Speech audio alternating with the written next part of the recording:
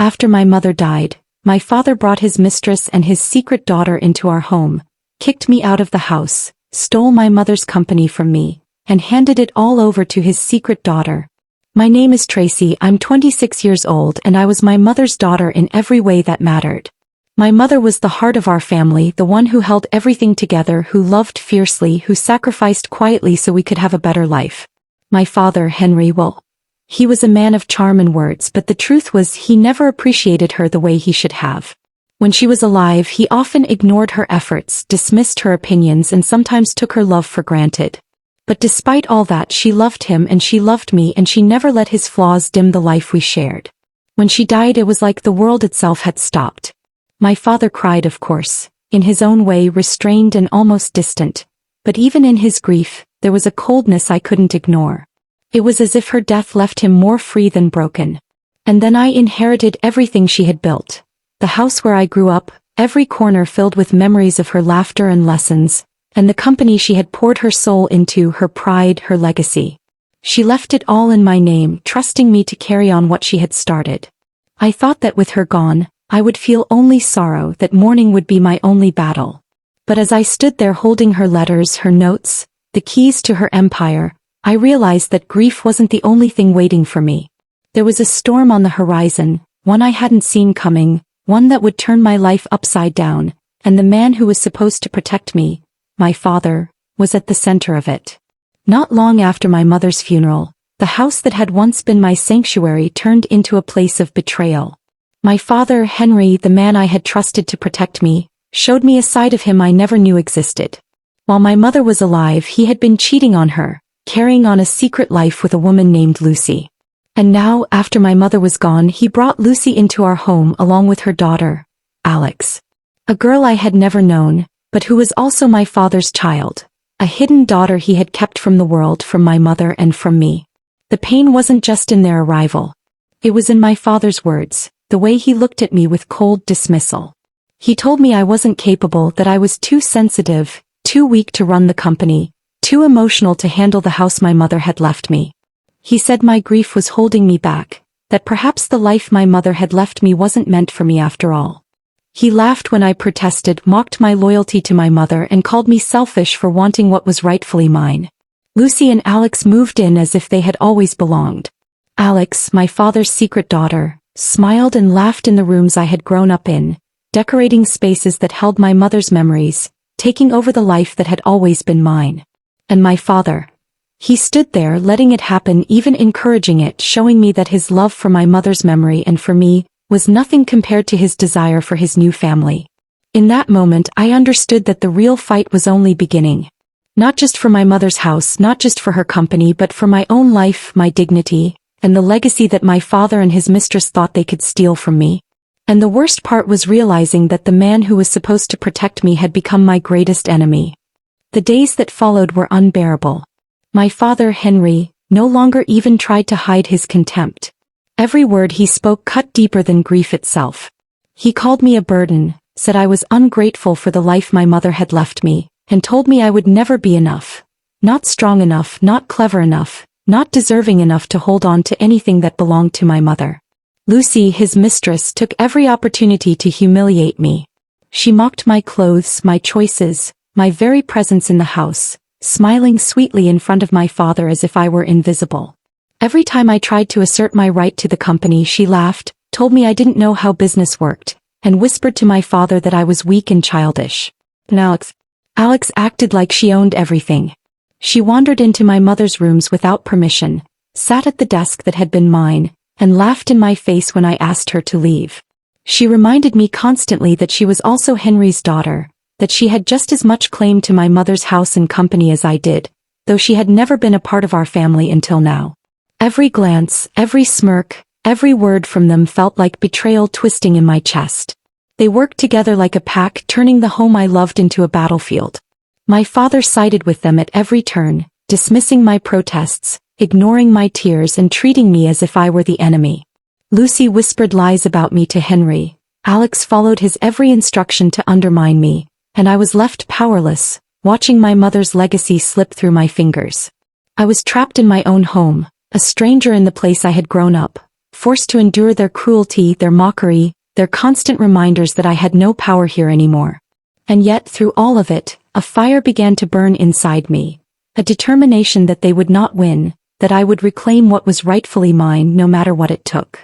It happened suddenly, like a storm breaking without warning. One morning I walked into the living room hoping to gather myself to grieve in peace, and instead I found Henry, Lucy and Alex waiting for me with cold, calculated smiles. My father didn't even bother to hide his anger. He told me flatly that I was no longer welcome in the house, that it was time I understood my place, and that everything my mother had left me now belonged to Alex and Lucy. Lucy's lips curled into a triumphant smile as she stepped forward, her voice dripping with satisfaction. She said I was selfish, ungrateful, and incapable of handling what my mother had built. Alex, my father's secret daughter, laughed in my face, pointing to the house, the rooms, the company as if she had been there all along, as if she had a right to take my life apart. I tried to reason, to plead, to remind my father that this was my mother's legacy, that she had trusted me to carry it on, but he only shook his head. He told me I was weak, that my mother's death had left me vulnerable, and that if I couldn't protect what was mine, then it was no longer mine to have. The words hit me harder than any blow could. My own father, the man I had loved and trusted, was turning me out, giving away everything that had been my world to a woman he had cheated with and to a daughter I had never known. They didn't just take the house. They stripped me of the company, my mother's empire, handing control to Alex while Lucy and Henry stood by like proud spectators.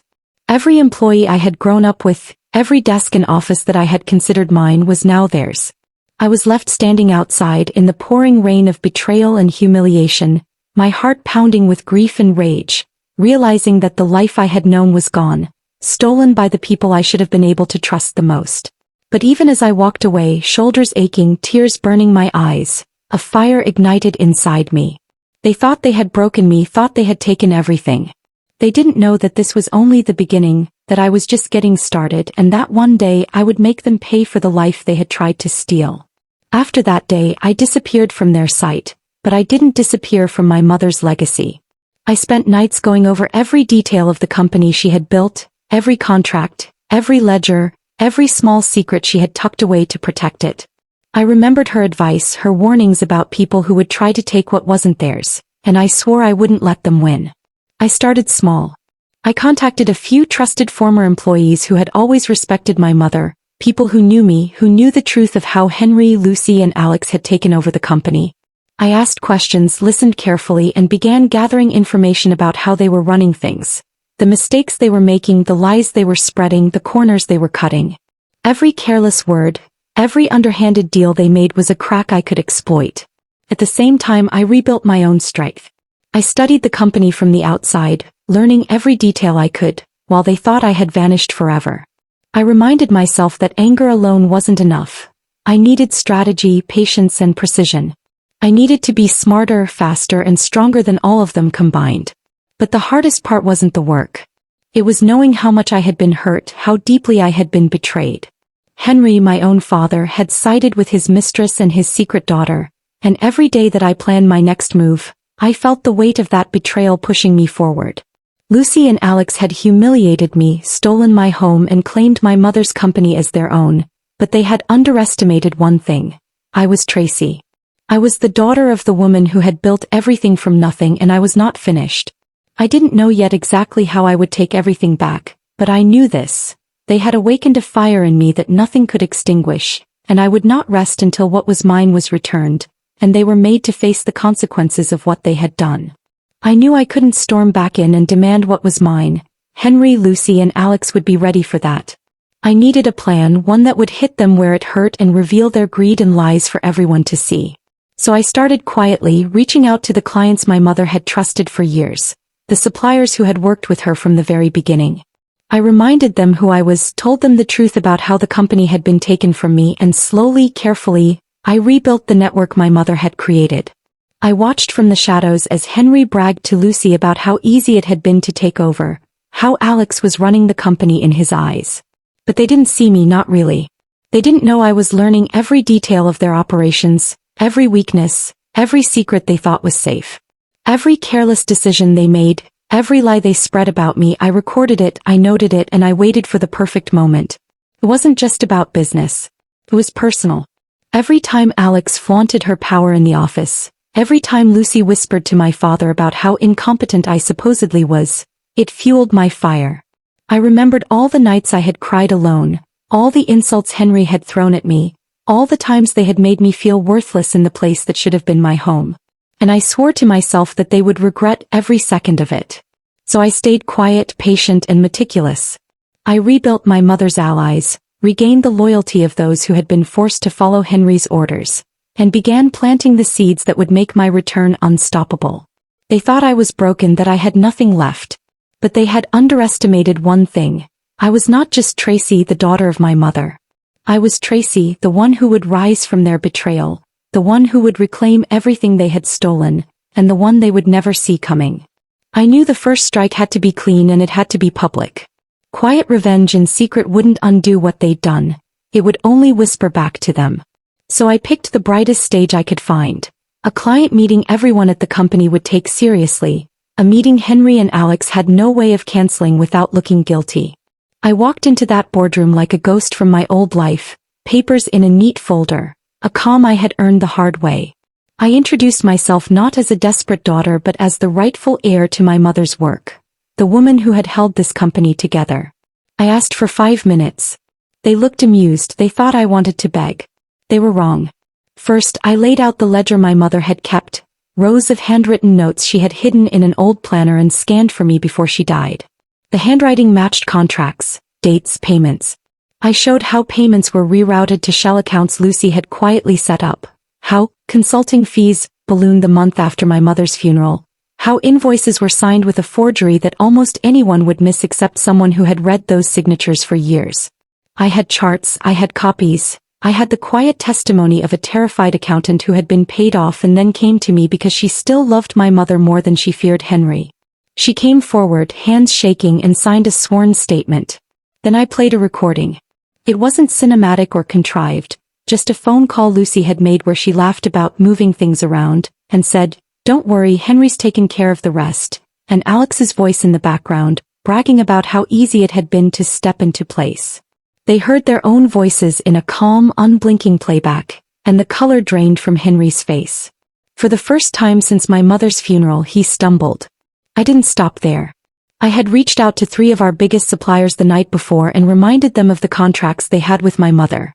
Contracts she had honored through floods, strikes, and hard times.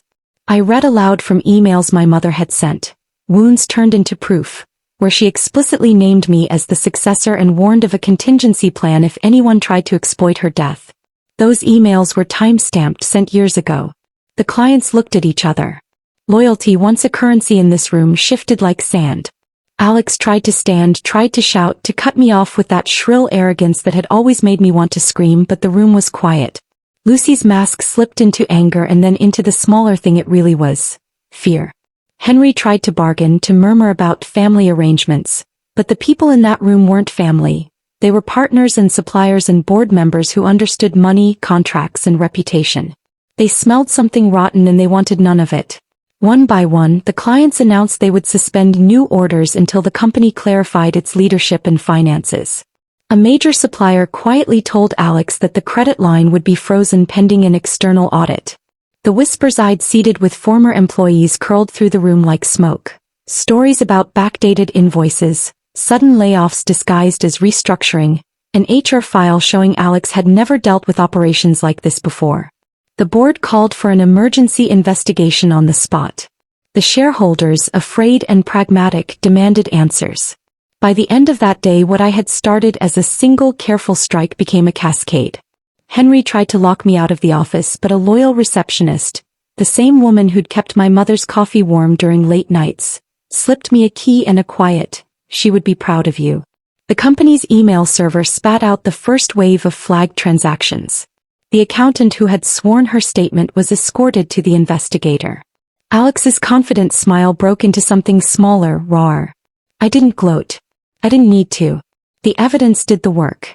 The people who had thought they could rewrite my mother's legacy were suddenly forced to defend their actions in front of lawyers, auditors, and the very clients who had helped build the business. And Henry, watching his empire unravel, watching the mistress and the secret daughter he thought would secure his future now scramble in the falling light, finally looked at me with something like regret, though I couldn't tell if it was for my mother, for himself, or for being exposed. That night, alone in a small guest house I'd rented, I allowed myself one cigarette and a single shuddering breath. I had won the first battle, not because I wanted the victory but because justice demanded it. They had underestimated me and their arrogance had been their undoing. The fight was far from over. Court dates, audits, and angry confrontations would come. But for the first time since my mother died, I saw a crack in their armor, and that crack was wide enough for me to pry it open. The weeks that followed were a whirlwind of hearings, audits, and confrontations. Henry tried to save face, calling me into his office with a forced calm, trying to guilt me with phrases like, "I did all this for our family," or, "You've lost perspective, Tracy." Lucy begged for compromise, whispered promises that she would leave if I just let things go, while Alex tried to act defiant, but I could see the cracks in her confidence every time she spoke to the lawyers or to the staff. I didn't give them the satisfaction of anger. I didn't scream or fight. I had built my case carefully, quietly, and with every shred of evidence and every loyal ally I could find, I dismantled the house of cards they had tried to build. Shareholders withdrew support from Alex, suppliers froze contracts, and the auditors found multiple discrepancies that tied directly back to Lucy's and Alex's manipulations, all approved or ignored by Henry.